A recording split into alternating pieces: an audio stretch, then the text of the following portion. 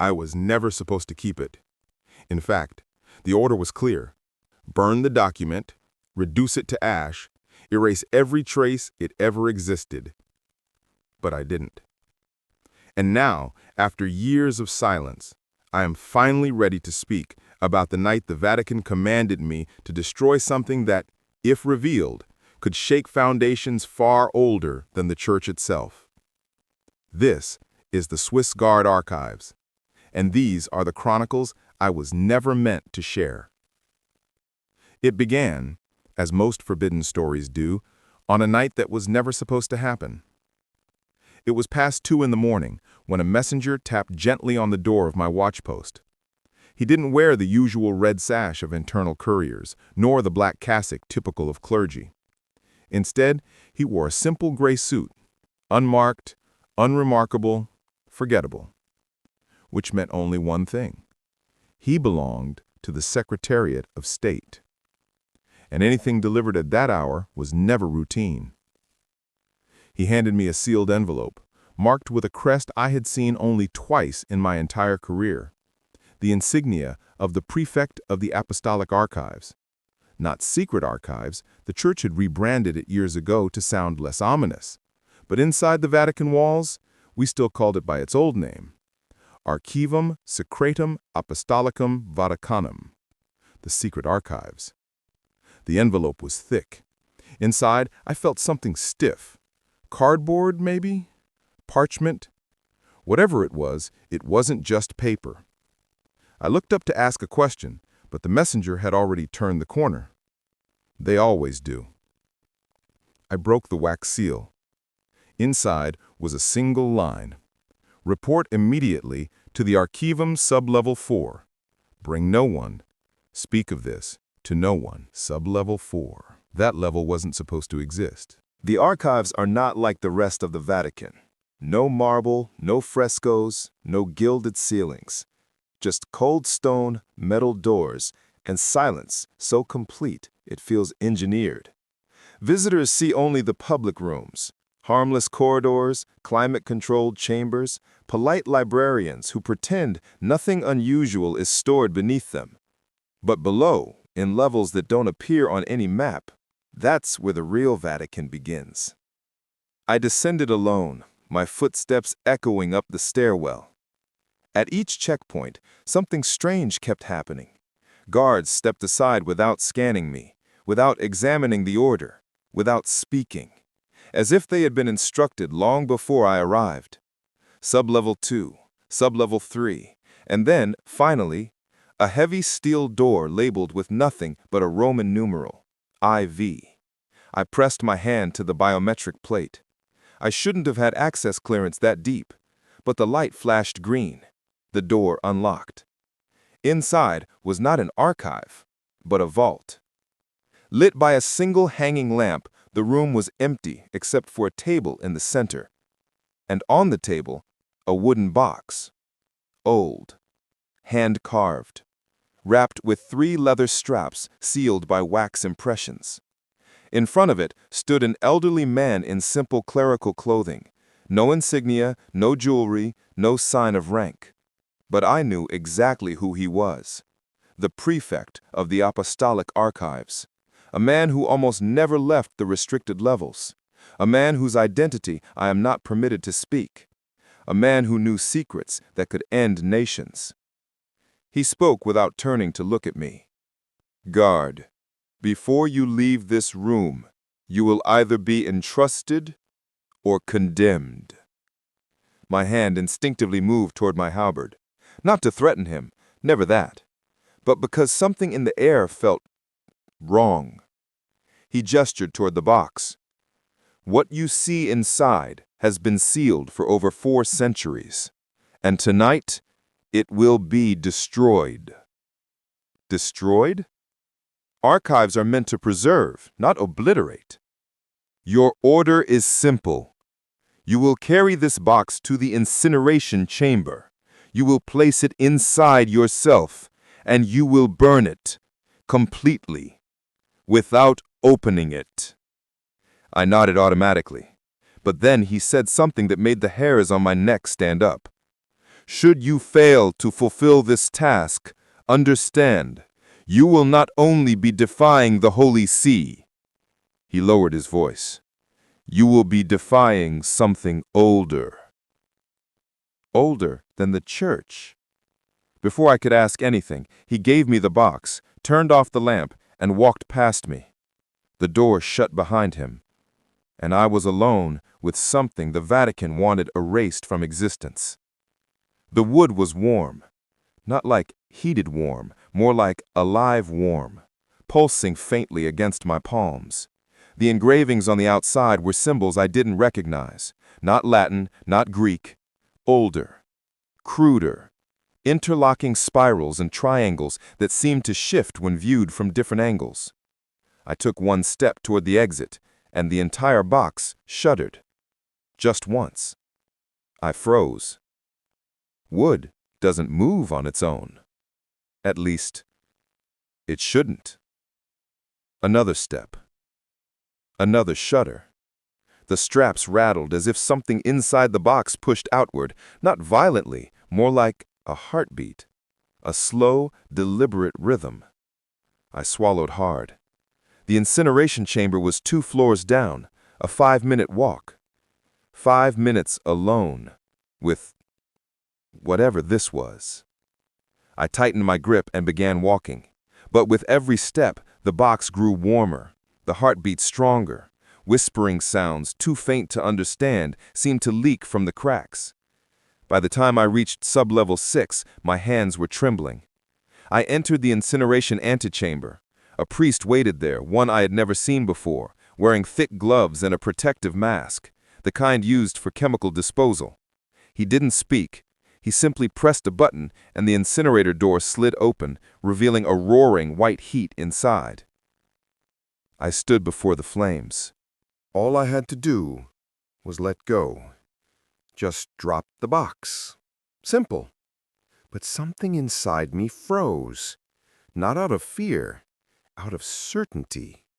If I destroyed this box, I would be destroying something no one alive had ever seen, something the Vatican itself feared. My hand loosened. The box pulsed again, but this time the pulse matched my heartbeat, like it wanted me to hold it. "Drop it," the masked priest said quietly. His voice was tense, urgent. I didn't move. He stepped closer.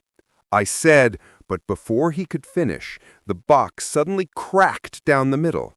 A line of blinding white light shot out, filling the room.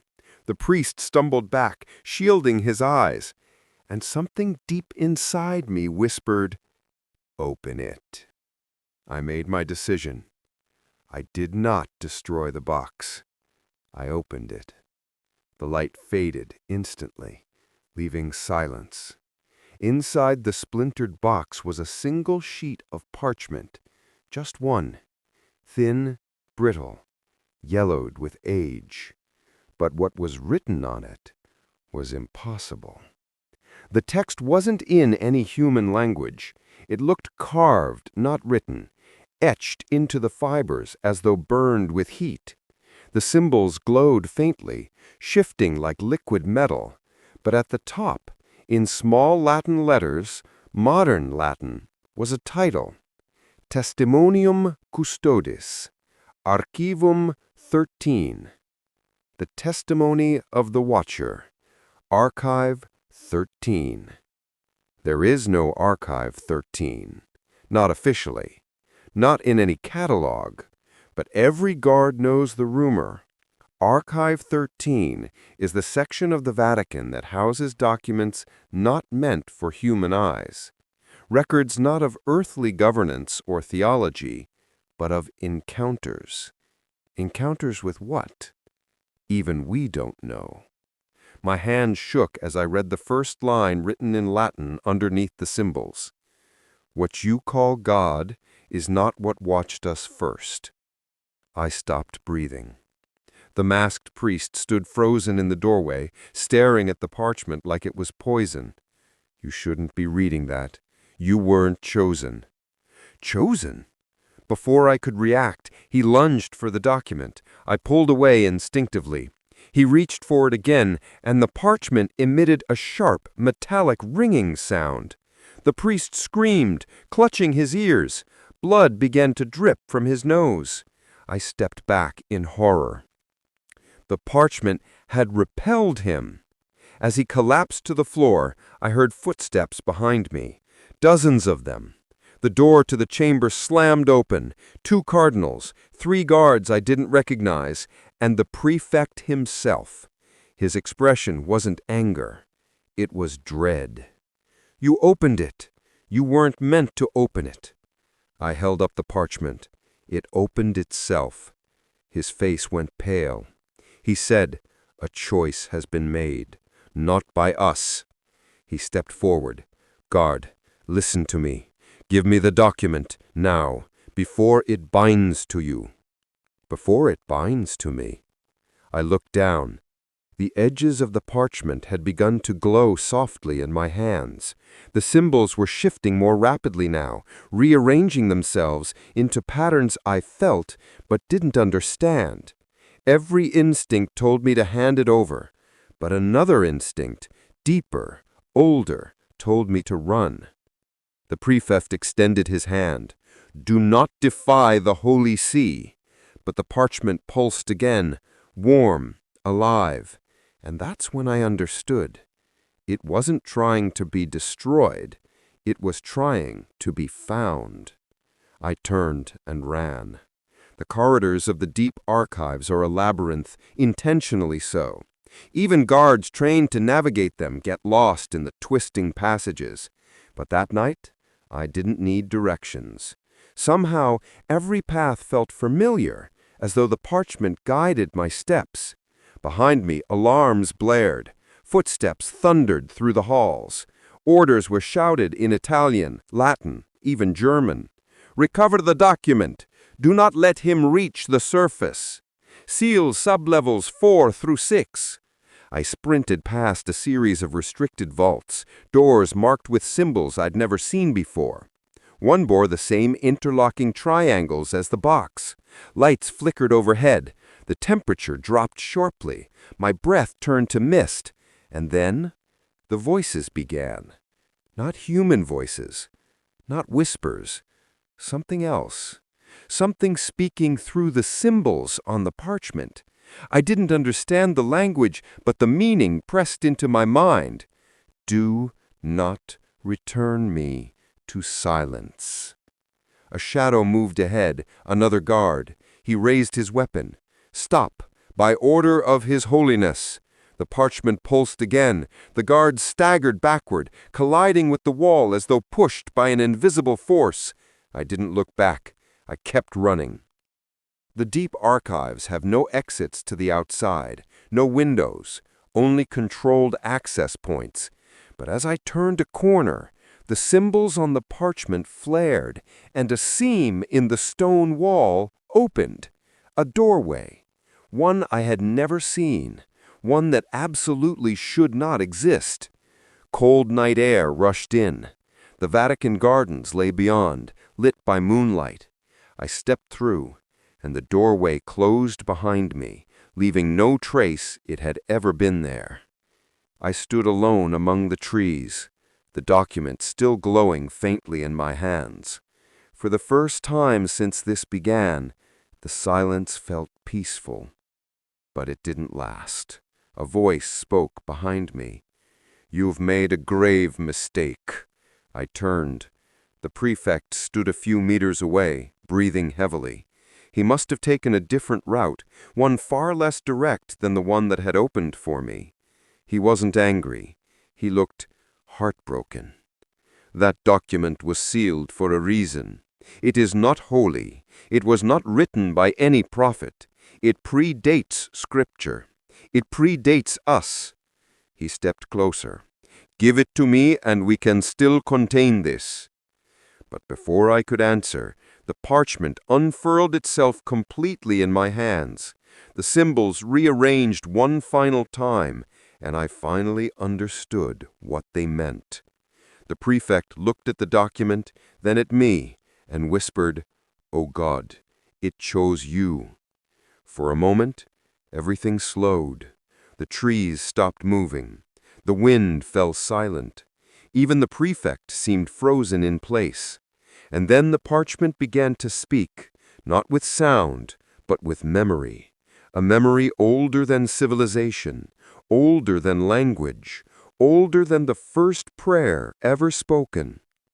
I saw flashes, a sky of burning gold, a figure descending, not an angel, something else, a watcher, a being that observed humanity long before religion existed, a being that witnessed us discover fire, then war, then gods, not to guide, not to judge, simply to watch and record.